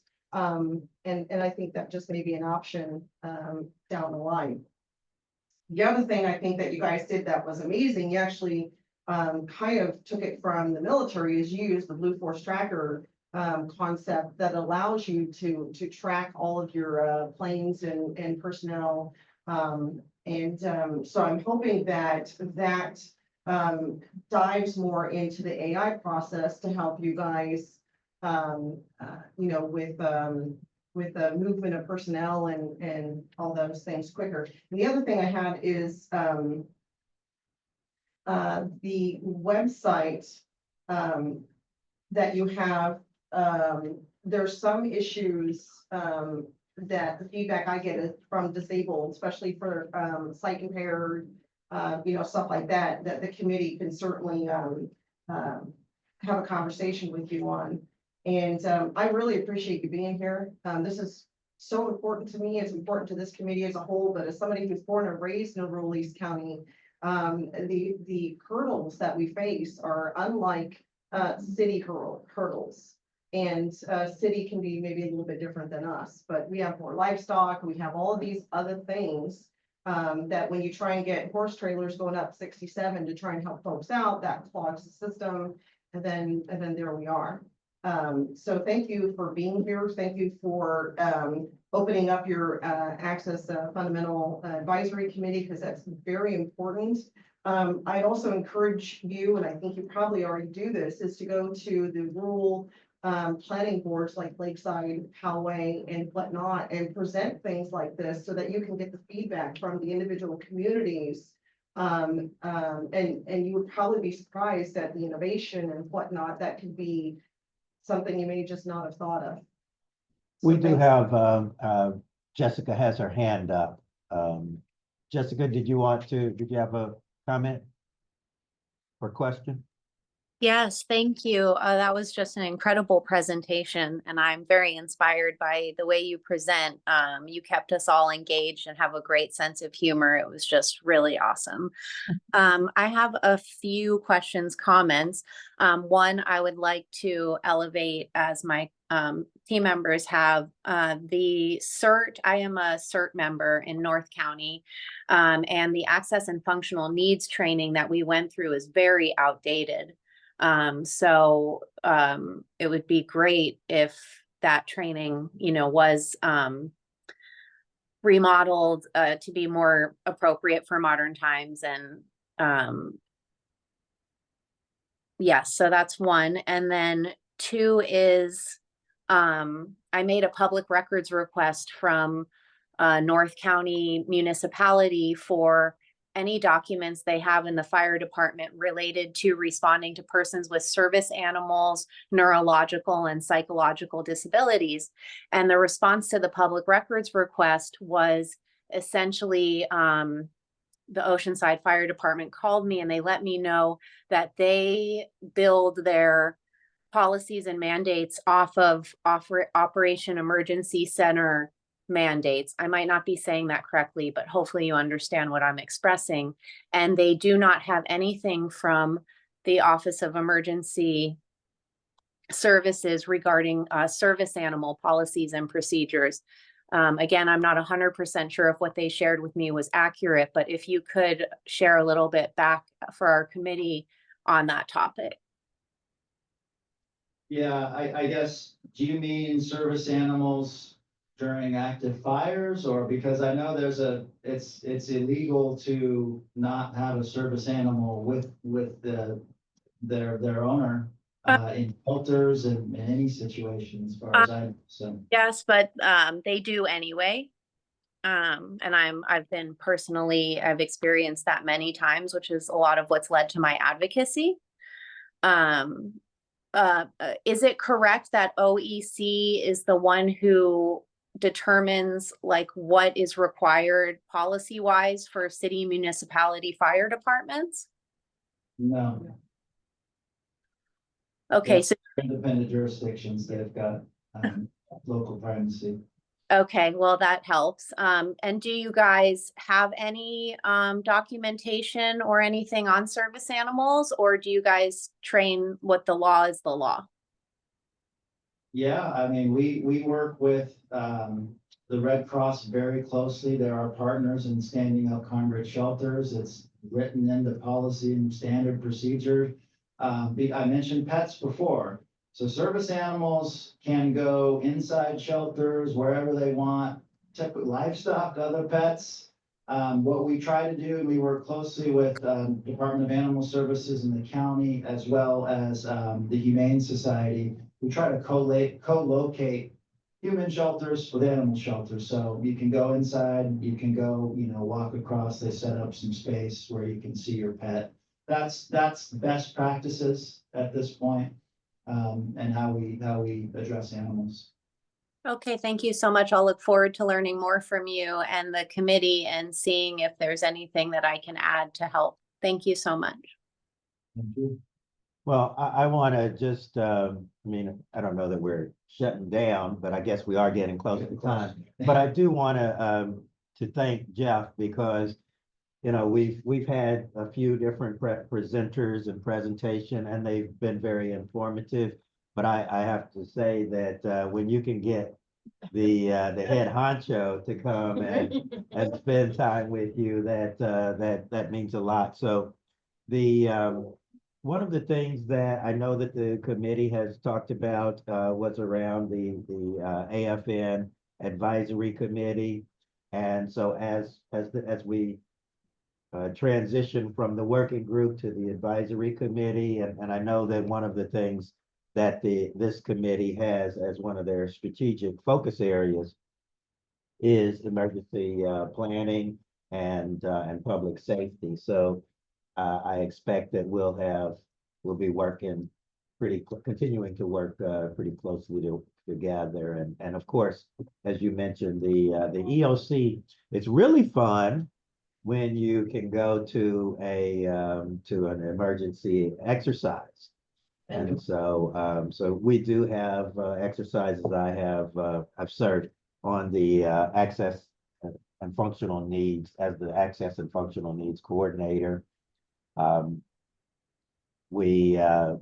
It's always a great opportunity to learn resources, what resources are available, how the communication goes back and forth. But certainly if there are, and I know that Sue brought up is there an access and functional needs advisory committee? So I was able to go to actually went to some of the people that work for Jeff, and Jeff said, well, I'd be glad to come and talk to him. So.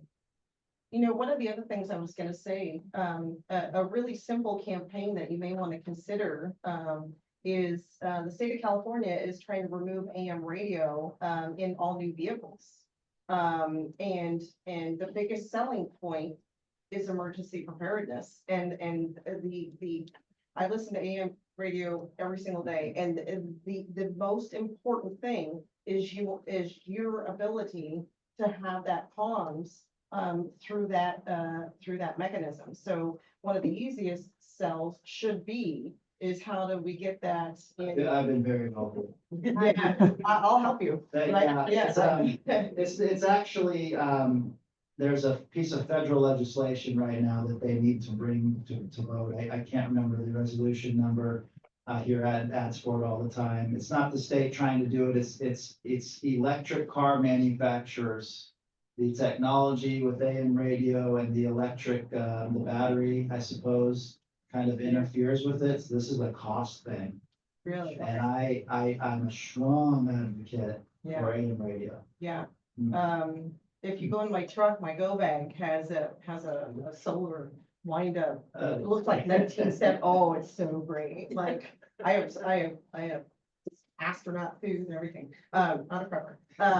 But if you need, this committee is here to help in any way that we can, because you're so vital to each of our communities.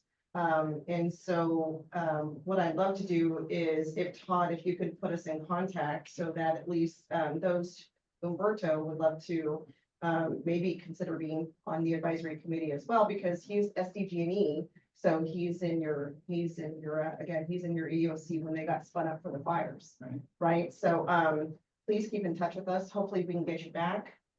Sure. And Love to have your PowerPoint. Yeah. Yes. Oh, yeah, That's I got fine, it. yeah, that's. Absolutely. Yeah, but thank you.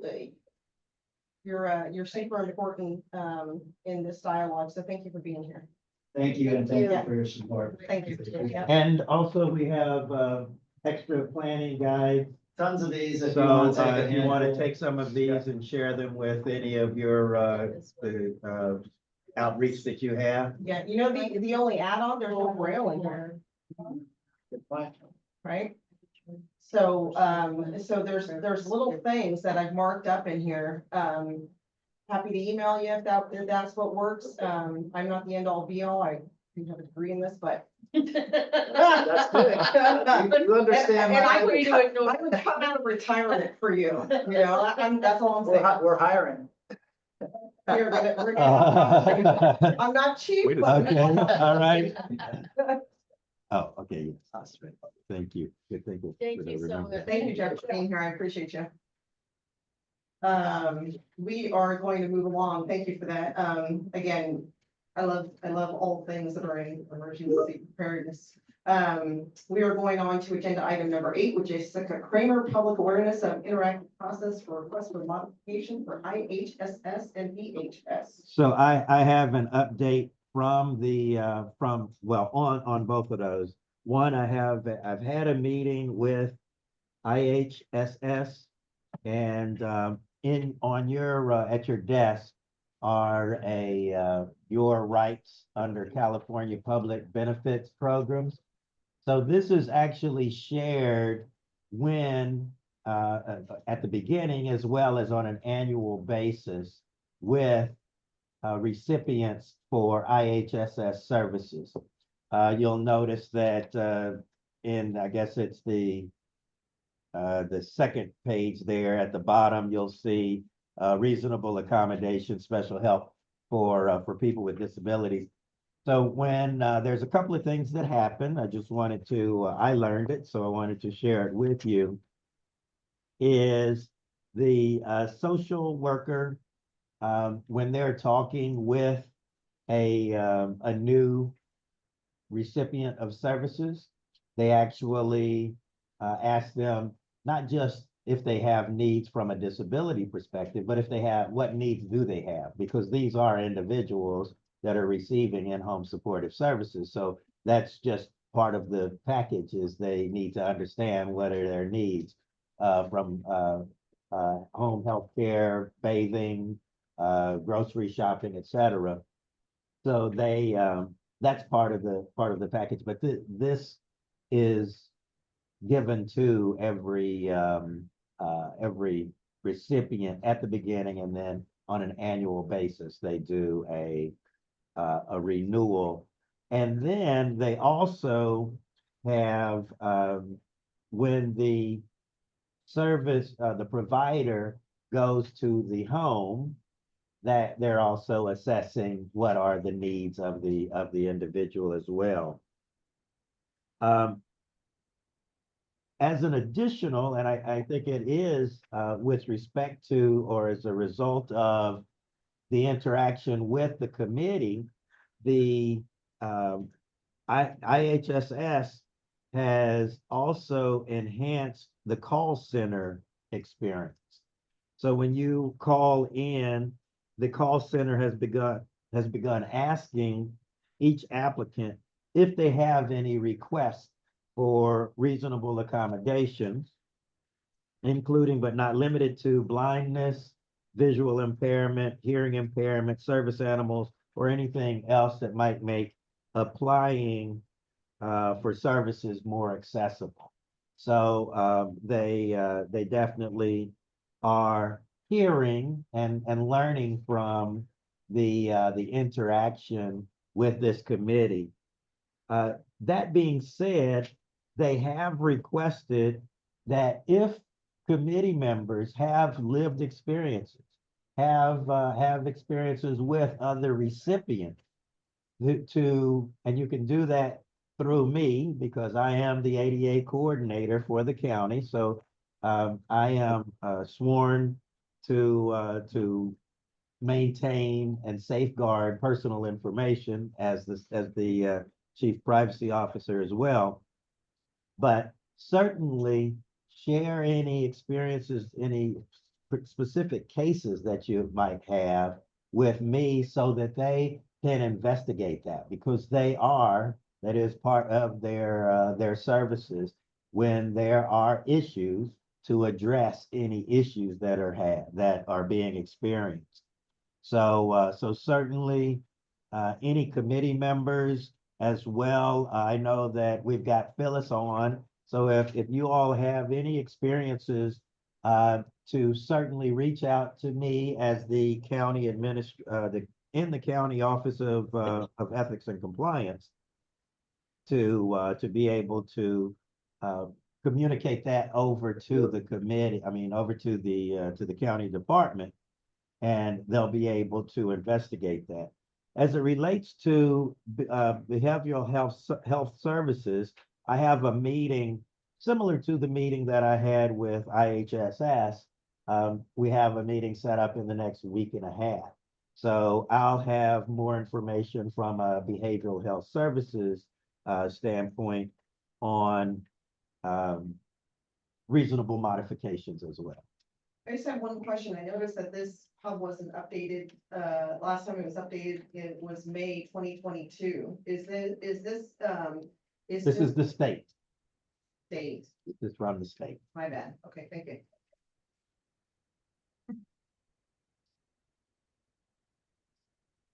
Okay, great, thank you. Sure. Jessica, you are up. Thank you. What a great update, Todd. Thank you. It's great that they're working with you and listening to the committee's concern recommendations. I want to just respond quickly to some of the updates you gave. As far as the disability information being given in the first intake form and in the annual recertification, I'd just like to emphasize that even if something is included in a large paper packet and being technically given to a recipient, I feel like that's different than having the caseworker really communicate that information with their recipient. So I'd like to work towards a communicated disability interactive process and complaint process rather than a given form. And then it's great to hear that the call center, and this is a wonderful improvement, vision, mobility, hearing, service animal, and other. I think we could give feedback on other. And I think it's very important to just not ask, what is your disability, or, but rather to ask it in question forms like, do you have difficulty making or receiving a phone call? Do you have difficulty filling forms and meeting deadlines? Those are the intricacies of the process where I think a lot of people, especially if there's a brain disorder or a mental health condition involved, can cause people to not be included in the process. And then as to them assessing needs as part of the process, yes, the entire process is based around assessing activity of daily living needs, but it does run a separate and parallel path with the ADA reasonable modifications. I've not yet seen or heard of ADLs being assessed in order to determine which care needs and how many hours are offered being bridged into an ADA reasonable modification. And then also, I know that we've been referring to this as IHSS. IHSS is a program of aging and independent services, and IHSS is not the only program within aging and independent services where the ADA reasonable modification process is challenging, or in some cases, just not there. And that can also happen with adult protective services phone calls. And I know we are short on time, so I won't elaborate on that in this meeting, but I would like for us to consider that this is an aging and independent services department issue, of which IHSS is one of those. And thank you so much, Todd, for setting up that meeting with Behavioral Health Services. Very much look forward to hearing back from you next month. And lastly, as our new members and our committee seems excited and we've been discussing housing accommodation based on the story that I shared in public comment, I think it's really critical that we include the San Diego County Housing Commission in this work that we're doing with aging and independent services and behavioral health services. That's all I got. Okay, great. Thank you so much. Just in the interest of time. I think the item that you were looking for, Jessica, was around the disability checklist. Correct. So that document is in your packet. Jessica, did you want to speak to the disability checklist? Yes, I thought it would be really effective to inform committee members, both old and new, rather than trying to figure out where we wanted to go or what we want to do with it. I thought it would be best as an educational reference for this month's meeting. And that's what I've provided for you. Thank you. Thank you. Okay. Right. Bylaws, board of supervisors, number 10. So there's, I don't know if Michelle Krug had questions about the bylaws, but there were inquiries from District 4 about the bylaws, but in lieu of having any background on the bylaws, we can move forward with that. Perfect, thank you. Update on. Second, oh, they sorry. approved them though, right? Yes. Board of Yes. Supervisors. Yes. okay. Yeah. Strategic focus area votes. So, I think I know the feedback I'm gonna get on this one. If everybody can turn to their, really quick. Does everybody have in front of them their proposed, focus areas? Yes. Okay. So I'm gonna do this backwards so that I don't do it unbackwards.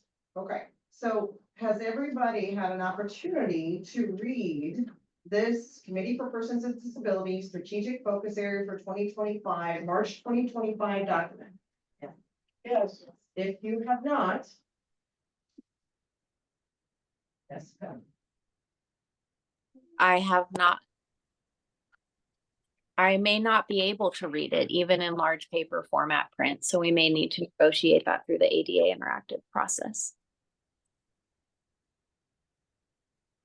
okay, so,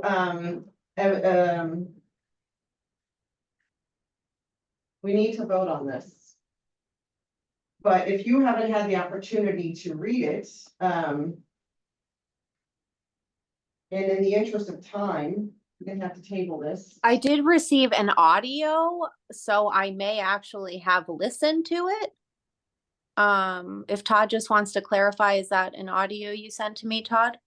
Yes. Yes, okay, so I did listen to it. Okay, then if It's pretty much what it was before when we discussed it at the last meeting, Jessica. We just tweaked it.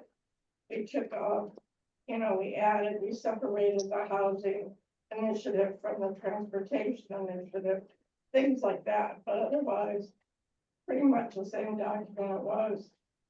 Yeah, I believe I listened to the recording today. Thank you so much for explaining that, Sue. I'm ready to vote if you all are. outstanding. I make a motion to accept and approve the strategic focus areas for 2025. I second. All those in favor? Say Aye. All those opposed? Any abstains? All right, motion passes. Thank you very much. Congratulations. Yeah, sorry, in the interest of time, I'm gonna. Well, is there, was there does anyone have a report from their supervisor, the Board of I Supervisors? have nothing new to report. I was headed to the state of the county, the Terra. Are you gonna, it's right after our April meeting. So I don't know, maybe knows what's going. I hadn't made a decision yet. Jeanette, could you say that over louder, please? Yeah, coffee and I donuts. am going to the state of the county event that's happening April, whatever, 4 weeks from today is 16th, I think. where Tara gives the presentation of state of the county. Great, thank you. I have a meeting with Jim Desmond's office tomorrow on the phone. Awesome. Anybody else? Good. Okay, perfect. Thank you, everyone. New business and future agenda items. The only thing I'm going to ask, Jessica, if you and I or you and Umberto can get together so that we can have more conversation about the invisible disabilities, so we can, and it's sort of like the same concept I had for your disability checklist, right? We want to, move it forward, not in speed, but in everybody, wanting to move this forward, and where it could go. So if I'll text you when we're done, and then if you've got some time in the next couple of weeks before the next meeting, I'd love to have a good conversation with you. And Umberto, unfortunately, I think where the discommunication was, because him and I had a conversation, and my understanding was he was gonna talk to you about this when he was talking to you about the other thing, so no big deal. Little hiccup there. It wasn't meant to go around you or not make you a part of the process. You know me better than that. So that, I feel like that was just an honest oopsie. So give us that oopsie and we'll go through it again. Absolutely, Caroline. I was trying to be as team oriented as possible. I just really need to reemphasize that I have lost vision and develop a pain syndrome when I strain with my vision. And I'm pretty much not supposed to do any screen time at all. But the email thing keeps coming up in our meetings. And I just want to express it as clearly as I can. If an email is sent out and there is some type of time frame associated with it, please pick up the phone and call me, because I'm not going to receive that email unless Todd sends me an audio. But even then, I won't know if it's a deadline unless somebody says so. So I read those audios. I listen to the audios when I'm capable of processing, and I'm not doing it on any kind of timeline. So I just really ask that you guys please make sure to include me in emails. Thank you. Okay. Anyone else? I had a small amount of feedback, just mostly typo or things that I thought could tighten up your disability checklist, Jessica. Including like having a date on it, those kind of things. What should I do with that? Oh, please call me. Thank you so much, Sue. Okay. Awesome. Todd? Irene? Jessica? Any ads? Jessica, you got anything, before we close this out? Just for future agenda items, I don't know if we need to have a future agenda item to include the San Diego Housing Commission ADA interactive process. Okay, we'll talk about that in our next, executive meeting. Phyllis, do you have anything? No, I think that Jessica's idea with including the Housing Commission is a great idea. And thank you. This was a great meeting. I've really learned a lot. So I know I mostly just was listening, but thank you all very much for having me. Absolutely. We hope to have you in person at some point. My only ad is I was in Washington, DC for the impact, which is the COPD Foundation. If you guys know, when I got injured, I have early stage COPD, never smoked. And so the COPD Foundation sent myself and a couple of other folks living with this disease to Capitol Hill to talk to both sides of the aisle about virtual pulmonary rehab and a couple of other very cool things. So anytime you guys get an opportunity to go and talk to your folks in DC, I'd always love to hear about it. Our advocacy comes in different lanes, and it may sound a little bit different, but if you have advocacy, obviously we don't want to discuss, you know, who we talk to and what side of the aisle, because, we are nonpartisan, but, it was a very cool experience. It was my first time. If you guys ever get the opportunity to take your advocacy to Capitol Hill, I always recommend it. So thank you everyone for being here, of course, to all of our presenters. I hope everybody has a wonderful February and April, and we will see you next month. Meeting adjourned. Thanks. For you.